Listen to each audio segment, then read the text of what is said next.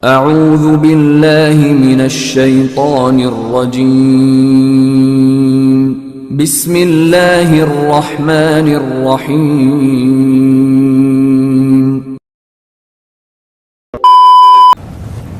Apa itu dosa? Dosa itu kata Nabi dua. Pertama, mahaka fi sodrika, terasa sesak di dadamu, wa takhafu ayyattali'a alaihi nas, kau takut itu diketahui orang banyak. Itulah dosa. Jadi dalam lubuk hati kita yang paling dalam, paling kecil, ada terasa dua, itu berarti salah. Berpikir kita sejenak, bangun tengah malam atau selesai sholat, terasa itu di dalam, mahaka fi sodrika, terasa sesak di dadamu, wa takhafu ayyattali'a alaikan nas, dan kau takut itu diketahui orang. Itulah dosa. Karena pertanyaannya tadi secara umum global, saya jawab secara global. Kalau bapak-bapak pengacara, lawyer, advokat sudah berijtihad menurut ilmunya, menurut pengetahuannya, maka dia kerjakan.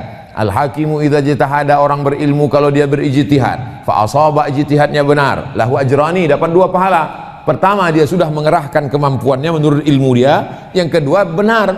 Andai dia keliru, tersalah, tersilap bukan karena keinginan dia, maka dia tetap dapat satu pahala karena dia sudah bekerja keras untuk melakukan itu. Karena kalau bapak tinggalkan ini, belum tentu pengganti bapak orang yang akan duduk di posisi bapak orang lebih suci, lebih bersih, lebih baik, lebih bertakwa, lebih adil, lebih berintegritas.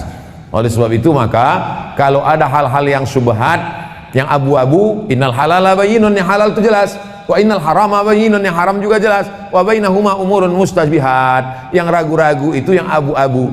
Bagaimana kita sikap kita kepada yang abu-abu ini? Famanit taqas syubhat, siapa yang meninggalkan yang syubhat, yang abu-abu ini, faqad istabra'a lidinihi wa irdihi, dia sudah menyelamatkan agamanya. Itu tentang masalah ketika kita berijtihad menentukan sesuatu sesuai dengan ilmu yang ada pada kita masing-masing. Yang kedua, tentang masalah honor.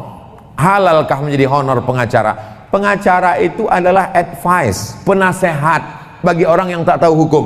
Secara hukum ini begini pak, ini begini menurut pasal ini, menurut undang-undang tahun segini, begini dia. Bukan menghalalkan yang haram, mengharamkan yang halal. Masalah jasa dalam Islam itu, jasa itu ada. Contoh, Abu Bakar Siddiq beserta sahabat Nabi pindah ke kota Madinah Al-Munawwarah. Ali bin Abi Thalib mengambil upah menimba air di rumah orang Yahudi, bukan orang Islam.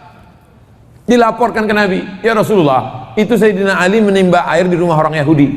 Kata Nabi, tak apa-apa, boleh. Itulah dalil boleh bekerja di tempat orang non-muslim selama tidak terkait dengan makanan haram, benda haram, perbuatan haram. Jasa. Begitu juga ketika Nabi pindah itu, ada guide penunjuk jalan. Karena mereka waktu pindah dari kota Makkah ke Madinah itu, ada guide penunjuk jalan. Ini cerita tentang jasa.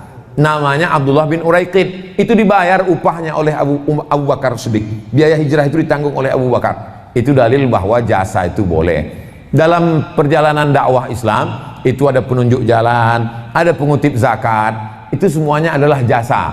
Begitu juga ketika Nabi membebaskan orang yang mampu mengajar 10 anak tulis baca, itu dibebaskan, tak dikutip duit, itu juga jasa. Jadi dalam Islam jual beli, bayar orang jasanya, lelahnya, itu dibenarkan selama perbuatannya itu tidak menghalalkan yang haram, mengharamkan yang halal. Demikian, wallahu a'lam bishawab.